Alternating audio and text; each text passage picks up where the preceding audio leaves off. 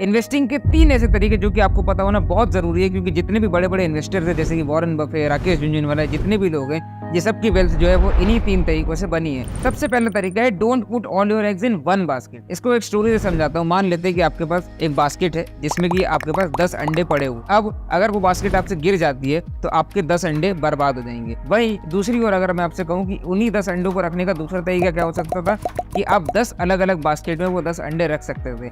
अब इस केस में अगर एक बास्केट गिरी तो सिर्फ आपके एक ही अंडे का नुकसान होगा, बाकी के 9 अंडे आपके पास सेव रहेंगे। इसी कॉन्सेप्ट को आपको यहाँ पे इन्वेस्टिंग में लगाना है। मान लेते हैं आपके पास 10,000 रुपीज है, ठीक है। अब इन 10,000 रुपीज को अगर आपको इन्वेस्ट करना है तो जरूरी नहीं है कि आप सारे 10,000 रुपीज को सिर्फ एक ही स्टॉक में इन्वेस्ट कर दो। इसका मतलब ये है कि मान लेते हैं किसी स्टॉक से आपको बहुत ज्यादा प्यार है, मान लो आपको रिलायंस के स्टॉक से बहुत प्यार है, तो आपने पूरे 10,000 रुपए जो है वो कहाँ पे खर्च कर दिए? रिलायंस के स्टॉक परचेज करने में खर्च कर दिए। बहुत सारे शेयर ले लिए रिलायंस के पूरे 10,000 रुपए से। अब क्या होगा कि जस्ट इन केस मान लेते हैं अगर ऐसा हुआ कि रिलायंस के शेयर की प्राइस कम हो गई, आपके पूरे पैसे बर्बाद हो जाएंगे। इसका एक स्मार्ट तरीका क्या हो सकता था कि आप इन 10,000 रुपए को 10 हिस्से में बांट सकते थे और हर 1,000 रुपए को आप डिफरेंट कंपनी में इन्वेस्ट कर सकते थे। इससे क्या होता कि आपके 10,000 रुपए 10 कंपनीज में इन्वेस्ट हो जाते। तो इस केस में अगर कोई कंपनी अच्छा परफॉर्म नहीं करती है या डूब जाती है या खत्म हो जाती है, तब भी आपके पास 9 कंपनीज ऐसी रहती जिससे कि आपके जो पैसे हैं वो बनते रहते या फिर डूबते नहीं। तो ये एक चीज जो है वो आपको ध्यान रखनी है इन्वेस्टिंग के टाइम पे। अब हम बात करते हैं दूसरे तरीके की, वो है डाइवर्सिफिकेशन।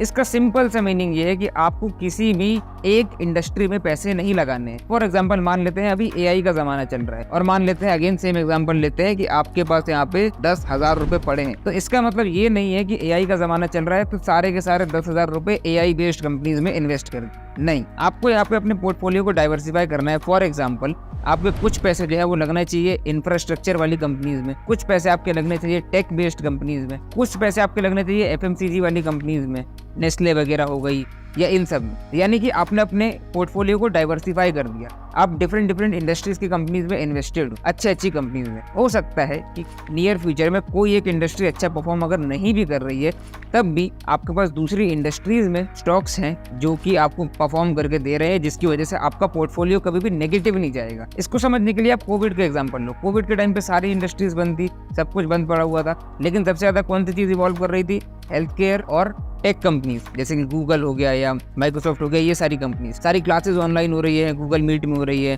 लोग यूट्यूब पे ज्यादा टाइम स्पेंड कर रहे हैं। तो इन सब चीजों से क्या हुआ कि जो भी ऑनलाइन चीजें थी उनका एक्सेप्टेंस बढ़ा, उसकी वजह से वो कंपनी ज्यादा परफॉर्म करी। लोगों ने नेटफ्लिक्स देखना चालू किया और ओटीटी प्लेटफॉर्म का सब्सक्रिप्शन बढ़े। तो अगर आपके पास नेटफ्लिक्स का शेयर होता तो वो उस टाइम पे काफी पिक हुआ था, क्योंकि बहुत लोगों ने सब्सक्रिप्शन लिया क्योंकि उनको एंटरटेनमेंट चाहिए था। अगर आप मल्टीपल इंडस्ट्रीज में इन्वॉल्व रहते हो, मल्टीपल इंडस्ट्रीज में इन्वेस्टेड रहते हो, तो कोई भी एक पर्टिकुलर पेंडेमिक हो गया, कुछ भी आपदा आती है, कुछ भी किसी का क्राइसिस आता है, तो उस टाइम पे आपका पूरा पोर्टफोलियो जीरो नहीं होता। सिर्फ उस पर्टिकुलर इंडस्ट्री में आपको लॉस दिखा रहा होता है, बट बाकी जितने भी सेक्टर थे जो अच्छा परफॉर्म कर रहे हैं, वहाँ से आपका जो प्रॉफिट है वो काफ़ी अच्छे लेवल पे रहता है, जिस वजह से आपका ओवरऑल पोर्टफोलियो जो है वो ग्रीन रहता है, यानी कि आप प्रॉफिटेबल रहते हो। अगर हम बात करें तीसरे तरीके की, तो वो है मल्टीपल मोड्स में इन्वेस्ट करना, मल्टीपल मीडियम्स में इन्वेस्ट करना। इसके लिए 2 सिनेरियोज बनेंगे।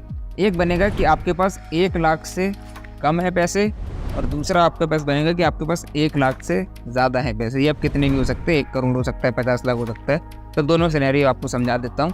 यहाँ पे बेसिकली आपके बनेंगे कि आप यहाँ पे स्टॉक्स में इन्वेस्ट कर सकते हो, ठीक है, आप यहाँ पे म्यूचुअल फंड्स में इन्वेस्ट कर सकते हो, प्लस बॉन्ड्स में इन्वेस्ट कर सकते हो, गोल्ड, सिल्वर, इन सब में इन्वेस्ट कर सकते हो अगर आपके पास ये फंड साइज है तो।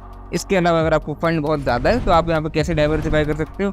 आपने स्टॉक्स में कर लिया, फिर आपने यहाँ पे प्रॉपर्टीज़ में कर लिया। अगर आपके पास ठीक ठाक सा फंड है, 50 लाख 1 करोड़ का फंड है, तो आप यहाँ पे रेंटल पे लगा सकते हो। आपके पास खुद के घर हैं या कोई फ्लैट वगैरह खरीद के आप यहाँ पे रेंट कर सकते हो उसको, तो वहाँ से आपकी पैसिव इनकम क्रिएट हो जाएगी।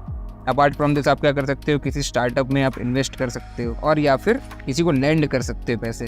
किसी को पैसों की ज़रूरत हो तो आप उधार पे एक इंटरेस्ट रेट चार्ज करके उनको लैंड भी कर सकते हो। तो ये कुछ तरीके हैं डिफरेंट मोड्स में अपने पैसों को इन्वेस्ट करने के।